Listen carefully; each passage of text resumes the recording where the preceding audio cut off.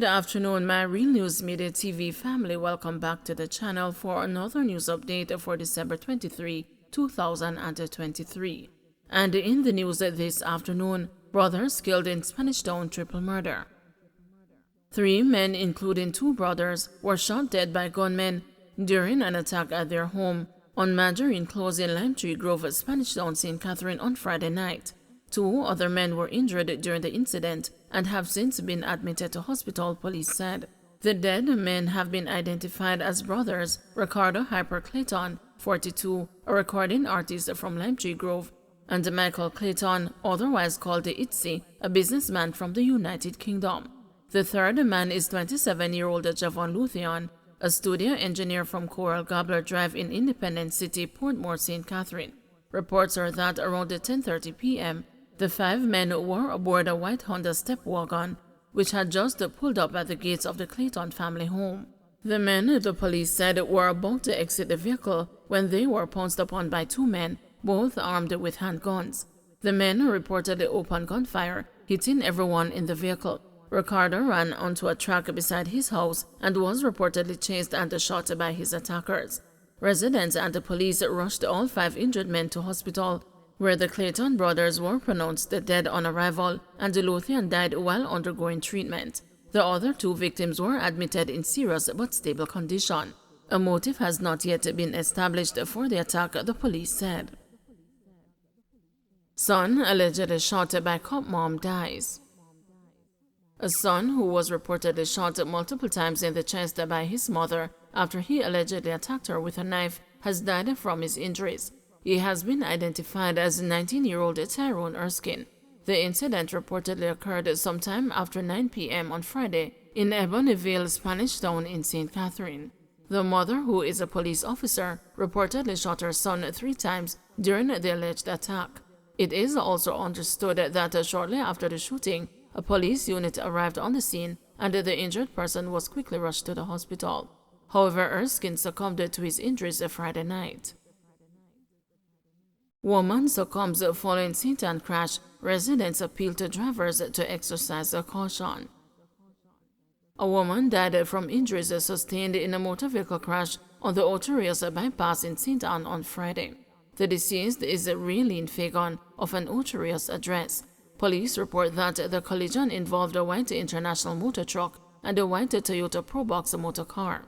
Fagan was a passenger in the Toyota Probox.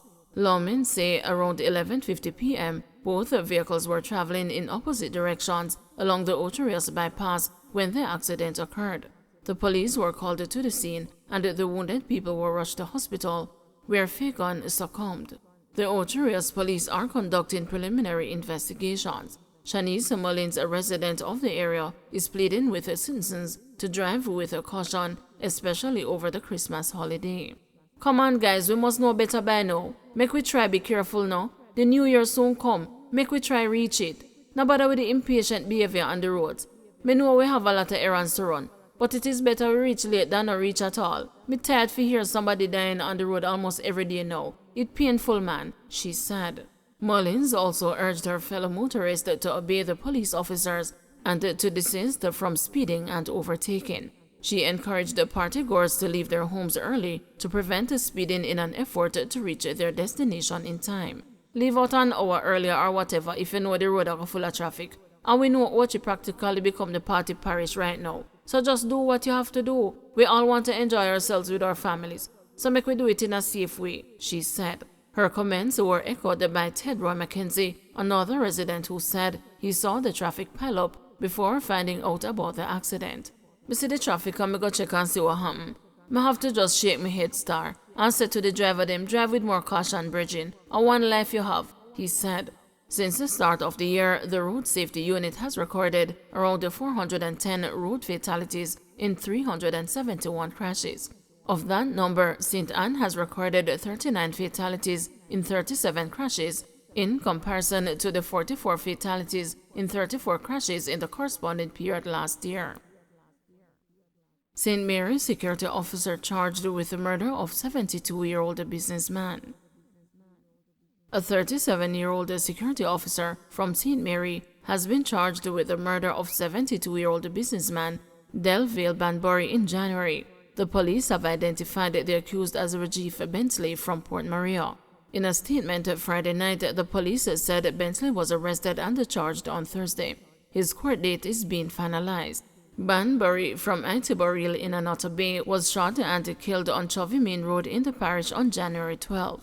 The Anota Bay police reported that about 6 p.m., Banbury was driving his pickup motor truck along the roadway when he was pounced upon by assailants traveling in a Toyota Probox motor car who opened gunfire, hitting him. The police were summoned, and on their arrival, Banbury was seen slumped over in the vehicle, which had run off the road into a nearby gully. The vehicle was searched and over $7 million was found in a bag inside the vehicle. Cops killed triple murder suspect in Spanish Town. A man suspected to be involved in Friday night's triple murder in Lime Tree Grove, St. Catherine, was reportedly shot and killed by police on Dallas Lane in Spanish Town in the parish Saturday morning. An illegal firearm was reportedly seized during the incident. The Independent Commission of Investigations has since launched a probe. The dead man was identified as a 36-year-old Jermaine Anthony Blake, otherwise called Swelly, from King Street in Dallas Lane. Blake reportedly worked as a security guard at a primary school in Spanish Town. Reports are that around 12:50 a.m., a police team was on a special operation in Dallas Lane. On reaching a section of the lane, a group of men were seen. On the approach of the lawmen, the men reportedly ran in different directions, and the police went in pursuit. Blake, the police said, ran into a house where he pointed a firearm at the police, who took evasive action and opened gunfire, hitting him. He reportedly fell to the ground clutching the weapon. The firearm, a Taurus 9mm pistol with a magazine containing 5 9mm rounds, was retrieved, and Blake was assisted to the Spanish Town Hospital, where he was pronounced dead on arrival. 4 children abandoned at the CRH. Relatives have abandoned 4 children at the Cornwall Regional Hospital's Pediatrics Department, yet another example of the recurring challenge of state-run facilities having to cope with the social cases during the holidays. We do have social cases on the ward. Now we have about 4 social cases, revealed the acting ward manager for Cornwall Regional Hospital's Pediatrics Department, Laurie Graham. She was speaking with the news following a treat and a donation ceremony for the department on December 18.